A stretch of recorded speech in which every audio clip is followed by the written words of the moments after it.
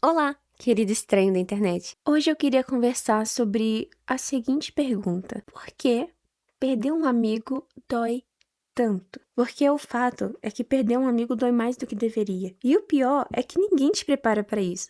Porque quando você pensa em dor, você pensa em término de relacionamento, em família, em morte, mas amizade parece que não deveria doer tanto assim. Só que dói. E às vezes dói até demais. Porque, diferente de um término, não tem um ponto final muito claro. Nem sempre tem uma conversa definitiva.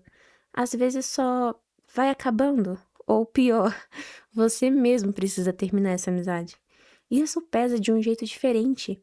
Quando eu tava no primeiro ano do ensino médio, eu tinha um grupinho de amigos. Nós éramos 5 pessoas completamente diferentes. E mesmo assim a gente funcionava. A gente ria pra caramba, a gente zoava tudo. Era aquele tipo de amizade que na hora parecia que ia durar pra sempre. Até mesmo os professores comentavam isso. Sabe quando você tá vivendo e nem imagina o que vai acontecer? Então, era bem assim. A gente só existia, sabe? Só que ao mesmo tempo a gente também se machucava muito. Não era algo absurdo, não era algo completamente imperdoável, sabe? Era aquele tipo de coisa idiota de adolescente. Tipo alguém zoar o seu cabelo e você responder zoando o nariz da pessoa. Coisa assim, mas que aos poucos vai acumulando. Porque no fundo você sabe que aquilo machuca, mas você machuca de volta para equilibrar. Isso vai criando um tipo de vínculo meio torto com seus amigos. Vocês se gostam, mas também se ferem. E ninguém para pra pensar nisso na hora. Aí veio a pandemia, no início do meu segundo ano do ensino médio. E foi ali que tudo começou a mudar. Eu lembro até hoje que a escola falou que ia parar 15 dias e eu fiz uma piada muito idiota. Eu falei assim, nossa, tomara que emenda com o Natal. Foi uma piada relativamente inocente, porque eu não fazia a menor ideia do que estava por vir.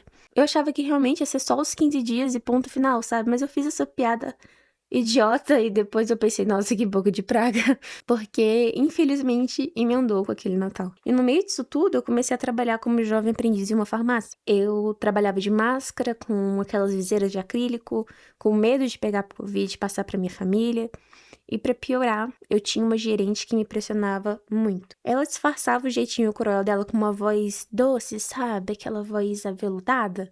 Ela sabia que eu era uma pessoa ansiosa e se aproveitava disso. Ela fazia eu fazer trabalhos esgotantes que não eram da minha responsabilidade e ainda me pressionava psicologicamente.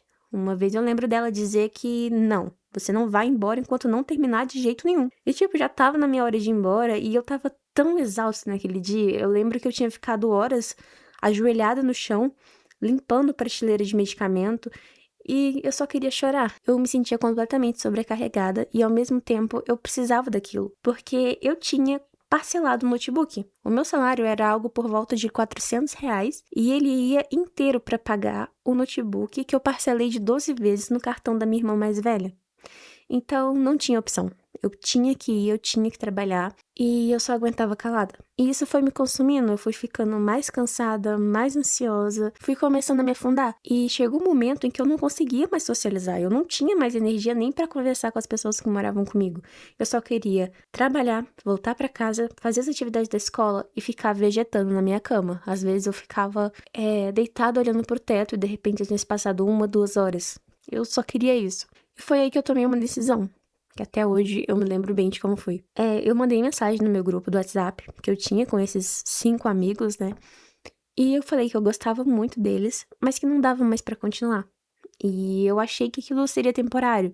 Na minha cabeça, a pandemia ia acabar e eu ia mudar de escola e tudo ia continuar. Mas não, não foi bem assim. Quando as aulas voltaram, faltava mais ou menos 2 meses para me formar e era obrigatório ir na escola. Daí eu tive que ver eles de novo. Não conversar e tudo mais, mas estar no mesmo ambiente que eles, na sala de aula. E isso mexeu muito comigo, porque eu conhecia eles. Eu sabia como a gente era, eu sabia como a gente zoava e falava mal das pessoas e a minha cabeça começou a criar mil coisas. Eu me perguntava o tempo todo se eles estavam olhando pra mim, se eles estavam falando de mim. Quando eu ouvia eles rindo, eu achava que eles estavam rindo de mim e sempre imaginava que eles me odiavam muito. E eu não sei se isso de fato era real, mas pra mim naquele momento parecia. Eu era muito paranoica, muito ansiosa e parecia muito. Eu comecei a ter pesadelos com eles todos os dias e era como se aquela história não tivesse acabado direito, como se tivesse ficado aberto dentro de mim. Até que um dia eu vi uns vídeos sobre psicologia de pesadelos recorrentes aqui no YouTube e vi que eu precisava dar um fim nessa situação para o meu cérebro entender que acabou e seguir em frente. Então, um dia na sala de aula, durante o recreio, eu chamei o namorado de uma dessas meninas do grupo para conversar. Porque eu sabia que tinha tratado ele muito mal quando éramos amigas, porque eu tinha ciúmes. É um ciúme extremamente bobo, mas real. Porque ela era minha melhor amiga e, de repente, minha melhor amiga começou a namorar um cara pela primeira vez e aquilo foi um baque pra mim, porque como assim você não quer mais passar o tempo todo comigo e eu tenho que dividir você com ele, sabe? Eu era extremamente imatura nessa questão. E conversando com ele, eu pedi desculpa, de verdade, com todo o meu coração, e ele me entendeu, ele aceitou as minhas desculpas. E no meio dessa conversa, ele perguntou por que eu tinha me afastado. E eu falei algo que até hoje faz sentido pra mim. E eu tô gravando isso com os olhos cheios de lágrima. Eu tô querendo muito parar de gravar pra chorar, porque é uma coisa que eu não falava sobre isso fazia anos, nunca falei de fato sobre isso com ninguém.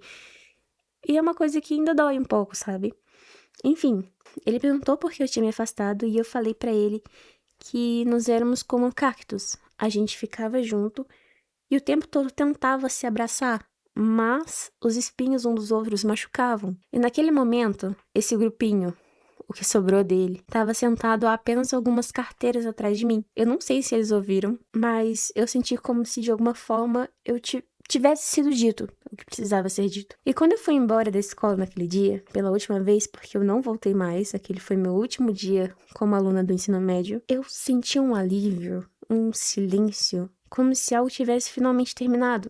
E depois disso, os pesadelos pararam. Mas a dor, ela não sumiu de uma vez, porque perder a amizade é tipo um luto estranho. A pessoa não morreu, mas também não tá mais na sua vida, sabe? Você ainda lembra de tudo. Você lembra das risadas, das piadas idiotas, piadas internas, dos momentos bons. E isso confunde, porque não foi só algo ruim, também foi algo bom. E muito. E tem um conceito que explica isso de um jeito simples. Quando você se conecta com alguém, você cria uma versão de você que só existe com aquela pessoa. E quando essa pessoa sai da sua vida, essa versão sua também vai. Não é só perder o outro, é perder quem você era com ele. E talvez seja por isso que a amizade dói tanto. Porque não tem um ritual. Ninguém fala, olha, sinto muito pela sua amizade. Ninguém reconhece essa perda, mas ela é real, e é muito real. E ao mesmo tempo existe uma culpa, porque no meu caso, por exemplo, eu escolhi me afastar. E isso pesa, porque você pensa, será que eu exagerei? Será que dava pra ter sido diferente? Será que eu machuquei muito eles? Mas com o tempo eu fui entendendo uma coisa importante. Nem toda conexão foi feita pra durar. Algumas foram feitas pra te ensinar e só. E isso não diminui o que foi vivido, não apaga as risadas, não invalida o carinho, só significa que acabou. E tudo bem. Hoje eu não tenho contato com nenhum deles, não sei como estão, mas eu torço por cada um deles, de verdade. Porque eu sei que eram pessoas boas e que do jeito deles, eles também estavam tentando. E talvez, se você já perdeu um amigo ou se afastou de alguém importante, você entenda isso. Essa mistura de saudade com alívio, de carinho com distância, de foi bom, mas não dava mais. E se você ainda sente isso, deixa eu te falar uma coisa com cuidado. Você não é frio, você não é ingrato, você só viveu algo que foi importante e que não podia continuar. E às vezes amadurecer é isso, é entender que amar alguém não significa conseguir ficar com essa pessoa para sempre. Mas isso não apaga o que existiu, não transforma em erro e não torna menos real. Porque no fim, algumas pessoas não ficam na sua vida, mas ficam na sua história. E isso já é muito. E talvez o que mais confunda nisso tudo não seja nem a saudade, seja o fato de que às vezes você ainda se importa, mesmo depois de tudo, mesmo sabendo que não dava mais. E isso pode fazer você se questionar, será que eu fiz errado? Será que eu deveria ter insistido mais? Será que eu perdi algo que era pra ficar? E eu te entendo. Sério, eu te entendo muito. Porque quando uma amizade acaba, não é só sobre o que deu errado, é sobre tudo que deu certo também. E é isso que dói. Mas deixa eu te mostrar um jeito diferente de olhar pra isso. Nem toda relação que acaba falhou. Algumas só cumpriram o que tinha que cumprir. Algumas pessoas entram na sua vida num momento em que você precisava exatamente daquilo que elas eram. E você também foi isso pra elas. Só que as pessoas mudam, você muda, a forma de amar muda, a forma de proteger também muda. E às vezes continuar junto começa a machucar mais do que separar. E escolher se afastar, principalmente quando ainda existe carinho, é uma das coisas mais difíceis que existem. Porque não tem raiva pra justificar, não tem um vilão claro, tem só consciência. E isso dói de um jeito mais silencioso, sabe?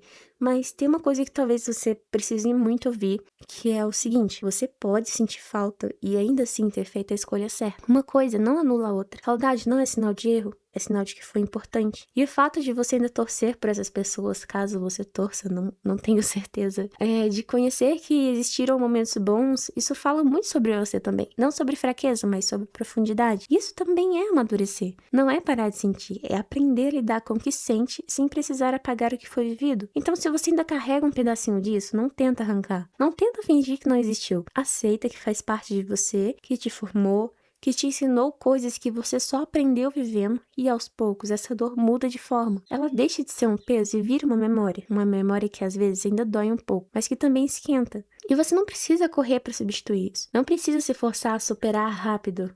Cada relação tem o tempo dela dentro de você. Mas você pode, aos poucos, abrir espaço para novas conexões, diferentes, mais leves, mais conscientes, não iguais. Porque não tem como ser igual e nem precisa. Porque no fim você não perdeu tudo, você viveu algo real e isso não se perde, isso fica. E talvez o mais importante seja isso: você não saiu dessa história vazia, você saiu mais consciente, mais sensível, mais capaz de entender o que você quer e o que você não aceita mais. E isso vai te levar para relações melhores, mais verdadeiras, mais seguras. Então vai com calma, sem se culpar, sem se endurecer, sem achar que você errou tudo. Você só viveu e teve coragem de sair quando percebeu que precisava. E isso, mesmo doendo, também é um tipo de cuidado com você. E você merece muito isso. Então, pessoal, esse foi o vídeo. Eu espero muito que vocês tenham gostado. Eu adoraria saber a opinião de vocês. Eu gosto muito de ler os comentários, me motiva bastante. Eu gosto muito de conversar sobre esses temas com vocês nos comentários. Se vocês puderem, por favor, curte esse vídeo, se inscreve aqui no canal. E é isso. Até mais, querido estranho da internet.